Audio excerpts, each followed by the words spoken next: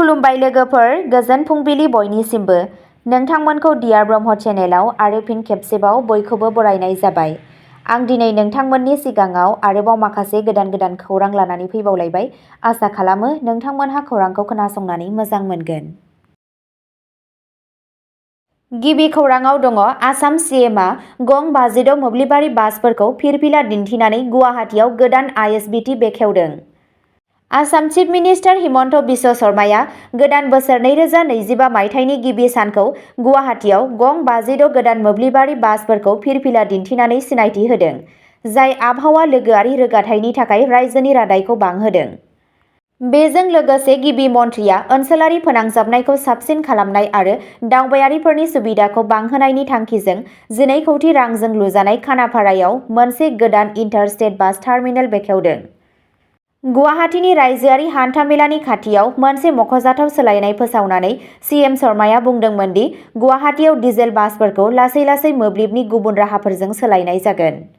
गोदानै बेखेवजानाय आइएसबिटिआ दावबायारिफोर, गुबैयै गोजौ आसामाव थांलाय फैलाय खालामग्राफोरनि थाखाय दावबायनायखौ जोबोद गोरलै खालामगोन होनना मिजिंथिनाय जादों। गुवाहाटीनि जाहाजाव मोब्लिबारि बासफोर दाजाबदेरनाया मोनसे सोमखोर आरो बांसिन जोरनो हानाय रायजोआरि हान्था-मेलानि खान्थिनि फारसे मोनसे थिरांथायारि आगानखौ दिन्थियो। नैथि खौराङाव दङ क'क्राझारआ 2025 मायथाइखौ गोजोन आरो जौगानायनि थाखाय सुबुं आरज गाबनायजों जागायबाय। मुलुग गोजोन आरो सुबुं अनसायनि थाखाय मोनसे सुबुं आरज गाबनाया क'क्राझारनि बागानसालिनि क'क्राझार टाउन बाथौ थानसालियाव गोदान बोसोर 2025 मायथाइनि जागायजेन्नायखौ दिन्थियो।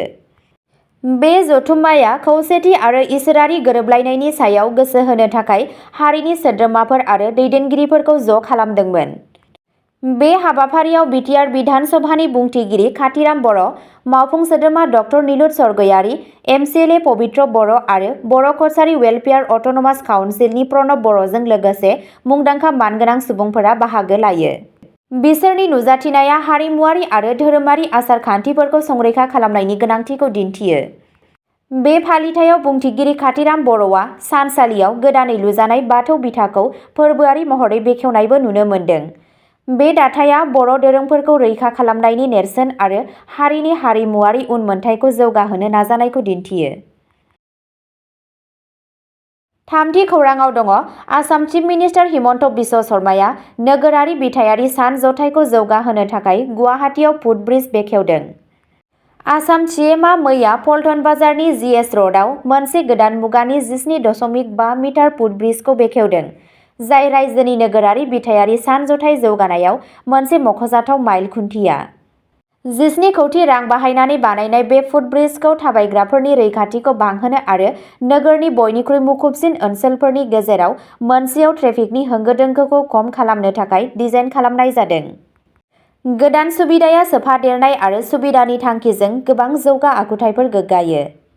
बेंगुरा सुबुंफोरनि थाखाय सौहैनायखौ रोखा खालामनो थाखाय दिव्यांगजनफोरनि थाखाय लिफ्ट, आइजोफोर आरो बैसो जानाय नोगोरारिफोरनि थाखाय एस्केलेटरआ जेंना गैयाजासे सौहैनो हायो। अखा हानाय समाव दै जमा जानायखौ होबथानो थाखाय एडभान्स ड्रेनेज सिस्टेम, हरखाब हेफाजाब आरो रैखाथिनि थाखाय रैखाथि खथा।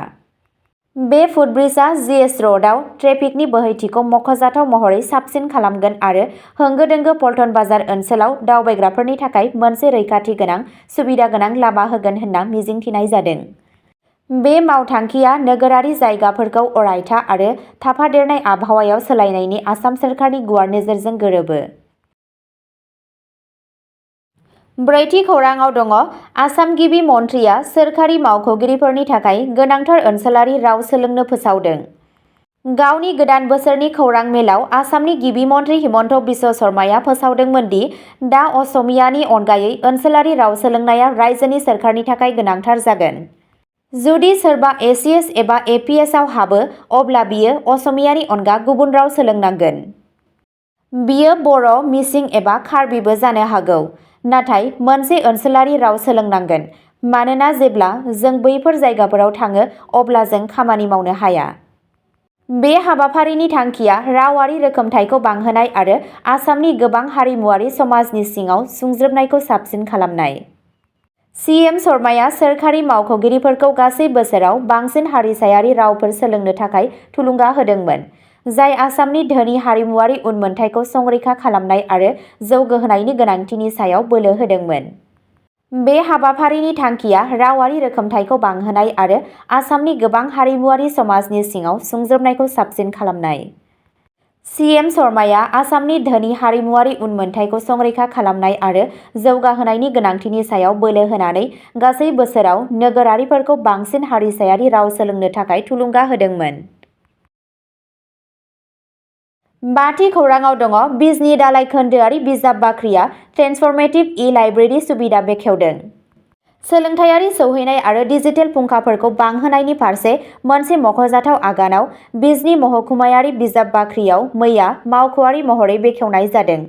बे हाबाफारिनि थांखिया गोदान मुगानि सोलोंथाइनि खाबु होनाय आरो बिजनि आरो खाथि खालानि ओनसोलफोरनि थागिरिफोरनि थाखाय फुंखाफोरनि खाबुखौ जौगाहोनाय। बेखेवनाय फोरबोआ मोनसे जुनिया हाबाफारिमोन, जेराव बिजनीनि एमएलए अजय कुमार रेआ बाहागो लादोंमोन।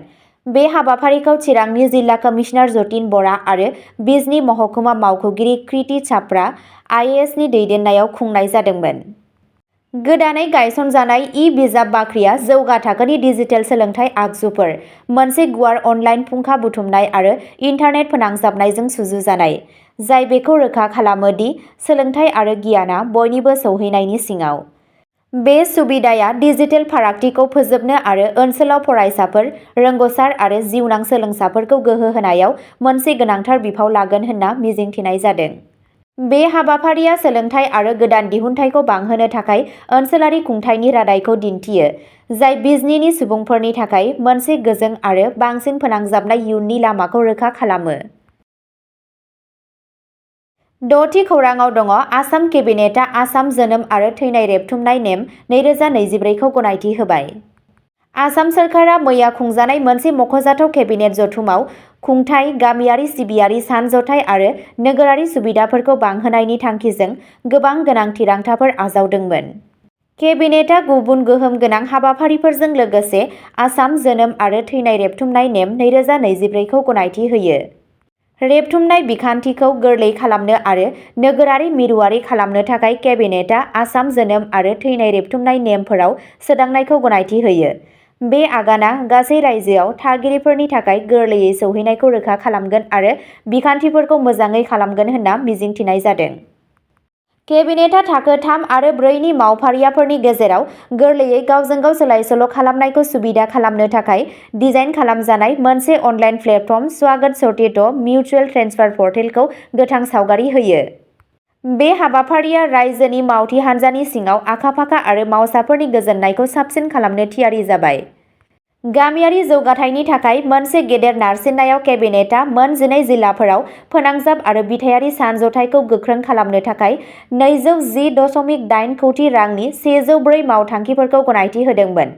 बे हाबाफारिनि थांखिया गामियारि ओनसोलफोराव सौहैनाय आरो जिउनि गुनखौ बांहोनाय। 7थि खौराङाव दङ नसुंसेनि गाग्लोबनायाव बिफा-बिमा आरो फिसाज्लाया जोखोम। क'क्राझार जिल्लानि सिलगारानि पुकुरिपारा 4थि ब्लकआव 31 दिसेम्बरनि मोनायाव नसुंसेनि गाग्लोबनायाव गंसे नखरनिनो बिफा-बिमा आरो फिसाज्लाया जखम जायो।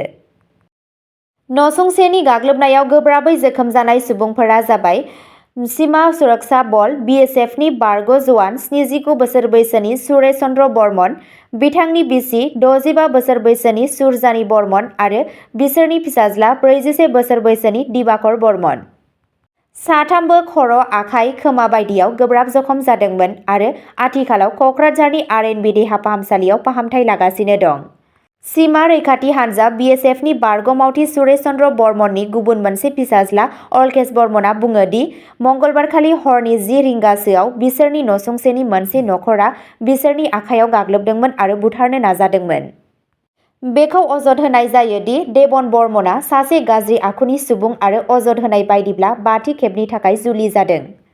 बेखौ अजद होनाय जादों दि गोजाम नांज्लायनाय आरो गावारि सुथुरनि थाखाय देबन बर्मननि दैदेननायाव गाग्लोबनायखौ खालामनाय जादोंमोन। दायो नायबिजिरनाया सोलिगासिनो दं। अब्ला दिनैनि खौराङा एसेनोसै। जाय बिथांमोनहा सानसेनि फानजामुथिखौ नायनानै मोजां मोनो, स्क्रिनाव होनाय चेनेल बड' इनफ' पइन्टआव थांनानै नायहैनो हागोन। चेनेलनि लिंकखौ डेस्क्रिप्शनाव होनाय जादों। गोजोन्थों।